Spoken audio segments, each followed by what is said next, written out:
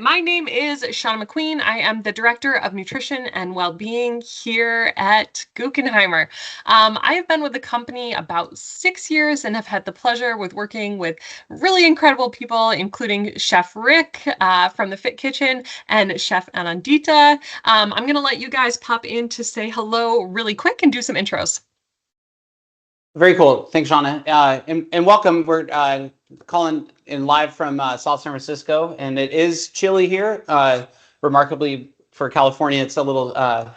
We're waiting for the sunshine to open up, and so we're super excited. And I've been with the company almost 8 years. Director of Culinary Development. Anandita, introduce yourself. My name is Anandita, and I'm a research and development chef in the f.i.t Kitchen. Awesome. We're excited for you today. Love it. So f.i.t Kitchen. What is the f.i.t Kitchen? f.i.t Kitchen stands for Food Innovation Test Kitchen. And this is where all of our incredible recipes come from. There is an incredible team there that is always making up some of the most beautiful, delicious recipes that you have ever seen. And it always makes me wish that I lived in California too. Okay, so today we are speaking about Live to 100. This is a new program that we just have developed, which is a whole kind of culinary program that is inspired by the Blue Zones. The Blue Zones is something that you've probably heard about recently. It is a little bit trendy, but it's something that maybe you've seen through the Netflix show, or maybe you've seen some articles. Dan Buettner, who was a journalist with National Geographic, kind of dove into this topic of what do the longest living populations have in common. And that's what we're going to kind of dive into today. So there are certain themes that exist in these places. So where people live the longest, and not only do they have long health or lifespans, they have long health spans, which means they have long lives where they continue to be vibrant and healthy and active, much longer than the typical population. So these are the things that tend to happen across each of those places. So they move naturally. So the long-lived people, they stay active and they integrate natural movement, like walking up hills and walking to the market into their daily routines. Maybe it's gardening, maybe it's chores. This kind of natural movement is something that shows up across the board. Next, they are really tapped into their purpose. So they have a sense of why they wake up in the morning. And just having this sense of purpose has been shown to actually add up to 7 years to your life. It's associated with other things like optimism, which also is associated with like lower risk of depression, and being more optimistic actually is tied to more success, which is interesting too. Next, they know when to downshift. So they have daily routines that help them to relieve stress. So they might do things like take a nap, or maybe it's praying. But whatever these little downshift moments are, they really help to kind of regulate their nervous system. So it reduces inflammation, and this helps to promote longevity and support immunity. Another piece is this 80% rule. So this means, especially in Japan, this is what is typical. You eat until you're about 80% full. And then you can kind of stop, tune in, check again. And then if you want to have more, by all means, of course, but this 80% rule means that people are more mindful eaters. They're better able to tune in to when they're starting to feel full, or when they're hungry.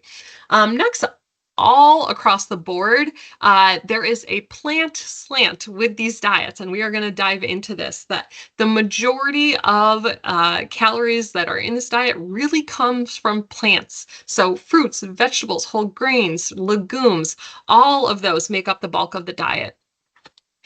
Next, there is a wine at 5 habit that tends to be common. This, of course, does not mean that if you don't currently enjoy a glass of wine, that you should add it to your habit. But this is one of the other things that was found to be common across the board. And this is having a glass of wine with friends, with dinner. And there is a social component to this as well. Oops. Sorry for that.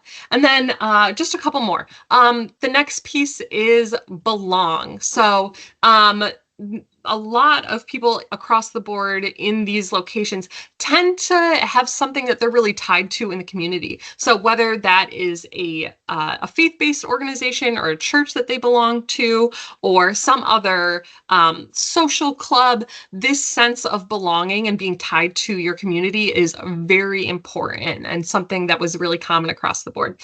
Next, they really prioritize their family, and they care for their elders and have close relationships with their grandparents, great-grandparents, and this tends to lead to longer, healthier lives for those individuals, and it tends to enrich the younger individuals as well.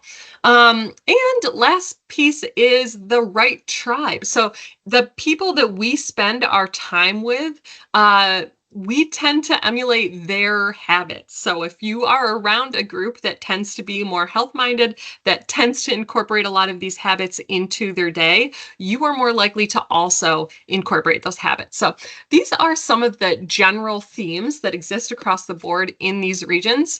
But if we're talking specifically about diet, which we're going to dive into today, there are a few that always tend to stand out. So one, we already talked about it, they tend to be plant-based. They eat a lot of fruits, veggies, whole grains. That means that their diet is full of antioxidants and it is really fiber rich.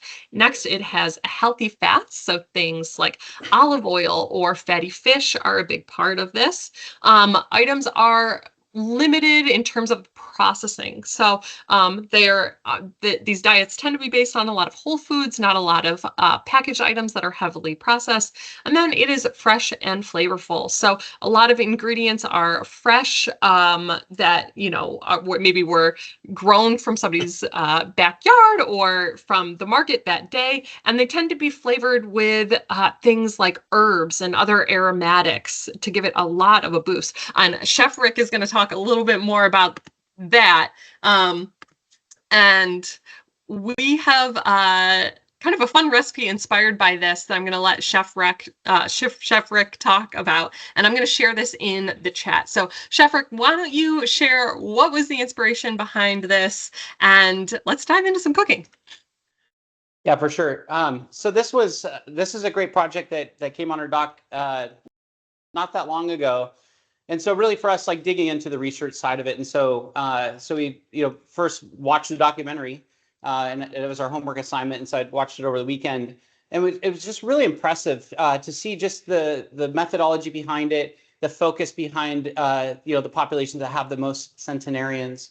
And so deep diving into the 5 countries that are identified through Live to 100 is Okinawa, Japan, Sardinia, Italy. We've got Loma Linda, California, which is a lot of people are surprised by that, but it's a heavily Seventh-day Adventist community, which are a very plant-based organization. Icaria, Greece, and Nicoya, Costa Rica. And so for us, really the thought process is identifying those 5 countries, and for culinarians, what could we do to really hyper focus on those countries? And so we really dug deep into the inspiration and research behind it. And so we developed a program that essentially has 5 days worth of menus per country. And so for us, for our cafe spaces, we're giving guidance to the field to be able to implement if they want to take a tour around the world, which is what I would do in a cafe. Is maybe Monday we do Okinawa and then we travel to Sardinia and Italy, or you could run the program for an entire week. Their chefs can run it up as a pop-up. Which is a great idea. And so for us, we've already launched it. We've already gotten great results. Even today, one of our cafes is featuring the meze platter that we're doing today. So shout out to our cafes that are featuring this as we speak, which is really cool and exciting. And so for us, it's just a great inspiration, a great initiative for us to demonstrate for you today. And so what we're doing is we're going to show you how to do a meze platter. And so this one, for me, I think part of understanding what Live to 100 kind of means, a big part of that is community, right? And what better way to bring community together than food, right? And so gearing up into the summertime, produce is very abundant in our grocery stores and our local farmers markets. And so this is a great opportunity for us to showcase some of those highlights of the summer. And this is, for us, there's a lot of versatility through these recipes. The recipes we provided for you are a little bit larger in scale with intention that you'll be able to cross-utilize those ingredients in other applications as you're going through your week. And there's things you can freeze and use later, things that are very shelf stable for that. And so we'll get into it real quickly. And so the first thing I wanted to spend a little bit more time on specifically is hummus. And so I've been infatuated with hummus. The team knows this. There's a restaurant in Amsterdam that I follow on Instagram. I'll put the name in the chat. And they do the world's incredible hummus. It's velvety, silky, smooth, and it just they top it with a million different ingredients and versions of it. And I've spent several months trying to perfect it, and I feel like we've kind of landed on that. And so what we do is we start with garbanzo beans dried. In the recipe, you can use canned, and you can use the liquid for aquafaba if you want to afterwards as a multi-purpose. But for us, what we do, and I encourage you to try the same thing at home, is we take dried garbanzo beans and we let them hydrate in water, like triple the water overnight. And so for what that does, it slowly starts to break down and rehydrate the garbanzo beans. And then what we do is we simmer them on very low simmer with a little bit of baking soda. And what we want to do is we're going to agitate the water a little bit. We did this ahead of time, but I just wanted to walk you through the process. And the reason why we're adding the baking soda is what it's going to do is it's going to separate the skin from the actual bean inside. And for me, the skin, and you can, of course, puree it into it, but for me, the skin has this a little bit of a mealy texture to it. And so for me, I really wanted to strive for getting that velvety consistency. And so agitating it and stirring it and sifting off the skin will help permit a nice velvety consistency. And so once it's been fully cooked, and it takes some time, right? Really good food takes time to cook and put a lot of love into it. And so once the beans are tender, then we strain them, set them in ice cold water, and let the remaining skins float to the top, and we skim those off, strain it. And then oftentimes you can put these on a cookie tray and lightly freeze them, which helps. And so the other components to this, and I'll start showing you the blending process in a second, is we do roasted garlic in this one. Roasted garlic is simple for us to do at home. You can take whole cloves of garlic, cut the top off, put it in a little tinfoil kind of sheet and make a cup out of it, a little extra virgin olive oil on top, salt, pepper, cover it, roast it in the oven in about 35, 40 minutes until you can kind of squeeze the garlic out of the inside. And so that's what we've done here. And so the other cool kind of fun project is I wanted to show you is, chefs who always love gadgets and tools. And we are an innovation test kitchen, and so we get some fun things to play with. And so we've got a Thermomix. And I'm not sure if anybody's familiar with Thermomix, but I've done several events at the CIA for World of Flavors, and a lot of the European chefs outside of the US, this is what they use to puree their products. You can get them at, I think Amazon has them. They're not cheap, but Thermomixes are great because they'll actually heat and cook as well. You can steam with them. So it's kind of a multi-purpose universal tool. So I'll show you our Thermomix process. And so for us, the other key component of this too is when I add water, the recipe calls for water, but we recommend using ice with it. And so the ice will, kind of aerate it, and it'll kind of create some nice velvety consistency, and the air will kind of inflate a little bit. And so we're able to get some nice velvety consistency. All right, so we're going to start off with our hydrated garbanzo beans that have been lightly simmered with baking soda until they're nice and tender, skin's removed. We're going to add our roasted garlic into this. And this is a great opportunity for you to use your extra virgin olive oil that you have sitting on your shelf. This is a great application for that. And then we're going to add some tahini to it. After tahini, we're going to do a little bit of fresh squeezed lemon juice. What are some other cool things you like to add to your hummus? Ooh, that's a great question. So I love adding, you can add roasted beets to it. You can add hummus, you can add edamame to it. Sometimes it's fun to add a little bit of roasted eggplant. Oh, yeah. As well. So we add a little bit of lemon juice. This is ground toasted cumin and a little bit of black pepper. You can add this in it, or you can add it as a garnish on top. I'm a huge black pepper fan. And so we'll add a little bit of fresh ground black pepper. And so all we're going to do is turn this on. It's hopefully not going to get too loud, but then we'll add slowly kind of add in the ice to kind of help dissipate it. And the nice thing about the Thermomix is it has 4 blades and it has like rocket speed.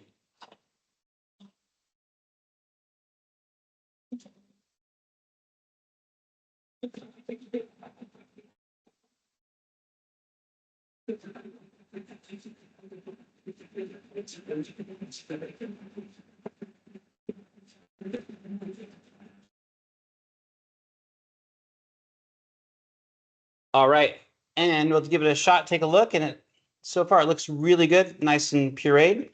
So we'll give it a quick check and we'll do a little taste just for seasoning. Good. Yeah, it's awesome. Nice. Really good. All right, cool. So we'll save this part for later. What I want to show you is the TV magic. And if we can do an overhead shot of this, I'll show you what that looks like. And so this yields about 3 cups. And so for me, what I would recommend with this is you would, serve what you like to your guests. You can do this for, just, yourself, a couple, or if you want to do this to entertain with your friends, this is a great dish. It yields quite a bit. And my recommendation is that we take any leftovers and you can freeze it. You can use it in wraps. You can use it, on sandwiches. So it's a great kind of outlet to use and multi-function and multi-purposes, right? And so for me, how I like to finish it off is, again, drop a little bit of your extra virgin olive oil on top to get some of that nice fruitiness from it. And then we'll garnish it with, I like to garnish it with some of the marinated olives that we'll show you in a few minutes. So we'll garnish it with some nice olives to give you a little bit of extra flavor on top and some cool texture. And then we're going to do a little bit of toasted almonds on top. You could use pine nuts. If you don't like nuts, you could use other textures. You could use like furikake, might be kind of cool to add a little bit of a fusion to it. What would you add to it? I think some pomegranate seeds could be Oh, that's cool. a good idea. Pomegranate seeds. I didn't even think about that. That sounds really good. Very Mediterranean. And then I like to finish it off with a little bit of smoked paprika. Right. So this is a beautiful hummus that we'll use as a dip for our Mediterranean platter or meze platter. And so there you go. And then next off, I'm going to show you how to marinate olives. And so for me, I have an extensive catering background. And so, I like to finesse as much as I can and looking at uncovering every detail, right? And we call it working with intention, right? And so when I get olives, you can get them already marinated. You can get the pre-mix that has different types of olives in it. This one is a pre-mix kind of Italian medley. And so what I like to do is rinse the olives in cold water. You can soak them in milk too, but for me, I like to get rid of the briny flavor to it because to me, it overpowers the flavor of the olive. And so I rinse it in cold water for quite a while. You can let them soak for 20, 30 minutes. If you want to use milk to pull it even a little bit more out, you can. But so these olives are pre-rinsed. And then what we're going to do is add again a little bit of your extra virgin olive oil so we can control the flavor that goes into it by doing it this way. And so we use a little bit of fresh chopped thyme. And we're going to use a little bit of fresh chopped rosemary. So love fresh herbs whenever possible. I know gardening is a big part of Live to 100, and so this is a great way to be able to grow some. In fact, I'm inspired this weekend to grow some herbs in my garden. Got the plans worked out. And then last but not least, I like to add a little bit of arbol chilies. You can use crushed red peppers if you wanted to, if you don't have chili arbol. But I also like to do a little bit of zest from orange, just to give you some of that citrus notes to it. But also, for me, again, putting the catering hat on and being intentional, I like having color. And Shauna, I know, talks about eating foods that are colorful and the nutrition and value that has as well, the vitamins and nutrients that are provided by that. And so it's a great outlet for to add a little bit of flavor and also a little bit of color to it. So it's really cool. And the flavor is just so good. It's a great accompaniment. It does smell good. All right. So I'm going to plate that up and I'm going to kick it over to Anandita, and she's going to walk you through the rest of what we're presenting. So we have a couple vegetables over here that we're going to add to our meze platter. And right here, I have some zucchini and some yellow squash. And something that I like to do whenever I'm cooking something that has like a vegetable that has a lot of water content, not just these, but also eggplant, is I like to pre-season them with salt and let them sit for about 10 to 20 minutes before draining off the salt. And what that does is it draws out the extra moisture from the vegetable, and it also kind of seasons the inside a little bit. And then along with that, we're gonna make sort of kind of like a little vinaigrette that we're gonna pour over the vegetables. And you can see I have them in two separate bowls. And the reason for that is I'm gonna roast them on two separate sheet trays because they both go in at 450, but they cook for a little bit of different times. And the squash tends to take a little bit longer to get nice and brown. So I'm gonna add some oil, some white vinegar. And if you tasted this right now, it would taste pretty pungent, but once you incorporate it with the rest of the ingredients and you bake it, the flavor infuses really nicely. And I have some black pepper. I just added some raw garlic, oregano, thyme, and some marjoram. And if you don't have all of these spices at home or herbs, you can always just use one, or you can Or dried, right? You can use dry it dried. as well. What other vegetables would you put in here? So we're right, kind of getting into the middle of summer, start of summer. So we've got zucchini, summer squash, peppers, and onions. What other kind of vegetables would you put in? Oh, I think mushrooms could be cool. Yeah. Nice big portobello mushrooms. Nice. I could do some artichoke hearts. I'm just dividing the vinaigrette in half. Some asparagus would be good. Oh, asparagus would be really Yeah, good. broccoli. I mean, Yeah. the list goes on and on. Romanesco, I love those. Rainbow cauliflower, just colorful, beautiful vegetables. Cool. I wonder what it would even be like to do sort of like a sweet savory and do like a fruit or something. Yeah, there you go. Like That would be cool. Sure. So Down for it. right now I'm just tossing both of my veggies in their seasoning, and then I'm gonna put these on two separate sheet trays. I'm gonna roast them off, and I'll come back in a second. All right.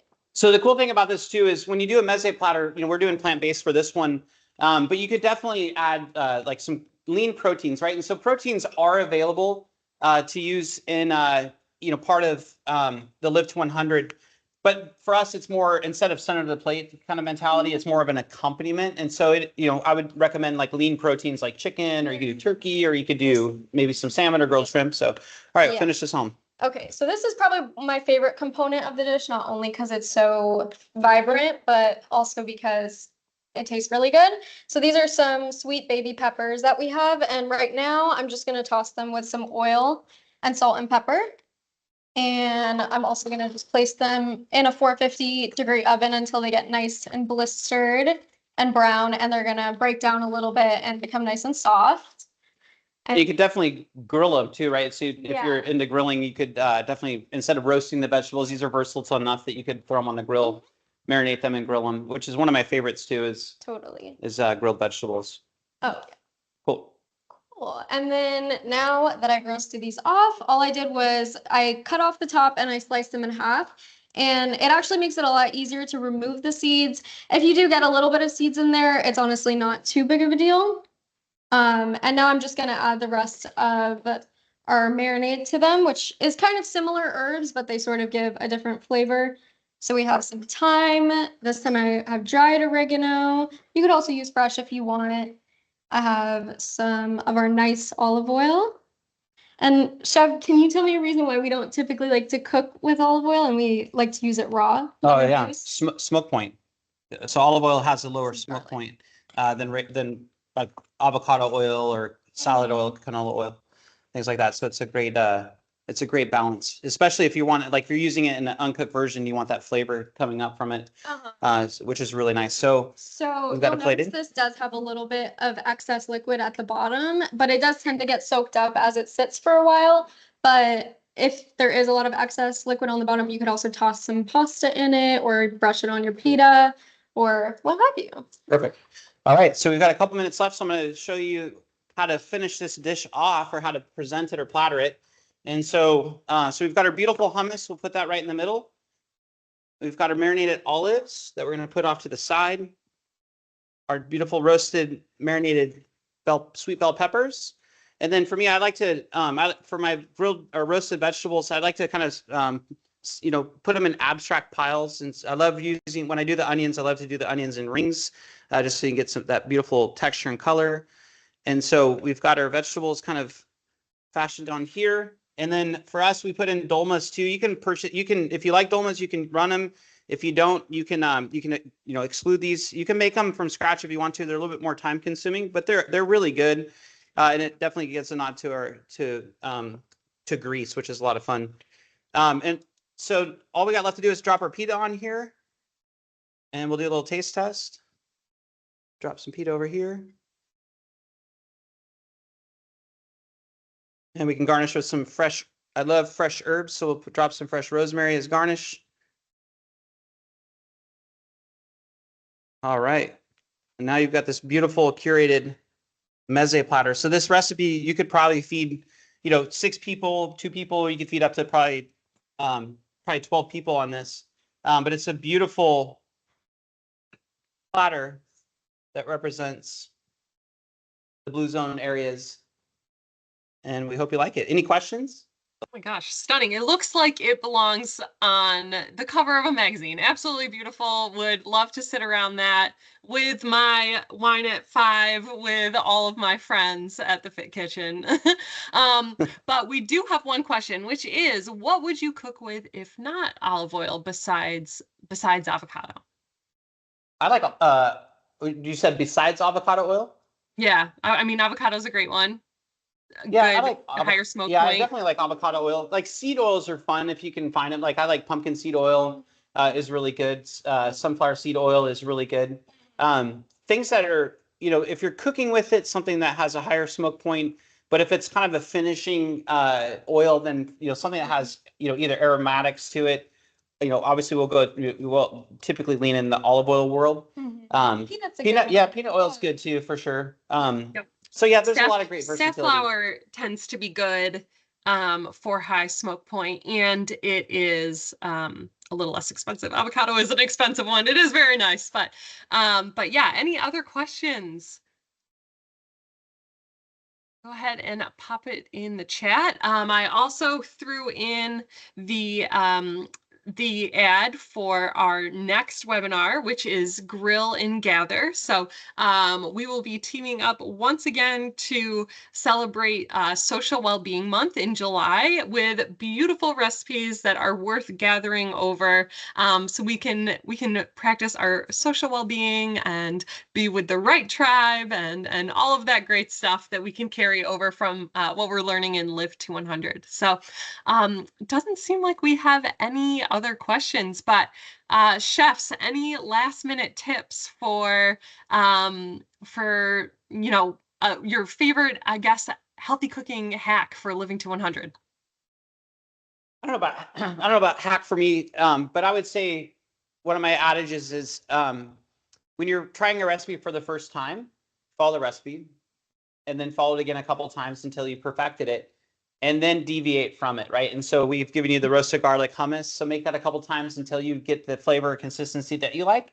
And then I recommend then deviate from that a little bit. You can add your roasted beets to it, or you could add maybe some grilled charred lemon juice to it versus fresh lemon juice. And so, I think recipes are typically a guideline. And so once you get comfortable with it, then the world is yours to explore. What about you? Got any tricks, hacks? I would say definitely to help with the Live to 100. I think it's a great idea to have some of these items pre-made in large batches, so you don't have to put in too much day-to-day effort on making them for yourself, and that might motivate you to eat more of this kind of diet more often when it's already kind of done for you. Yeah, that's good. And this is a meal in itself. Like you don't need, a bunch of other things to go with it. Like this is, to me, I would be happy if this is my lunch, which is going to be my lunch today. Enjoy. I love it. Absolutely beautiful. And I am feeling inspired to put a little meze platter together for dinner. So thank you guys. We hope to see you all in July for Grill and Gather, and wish everyone a really, really lovely day. Thanks for joining. Bye. Bye all. Thank you.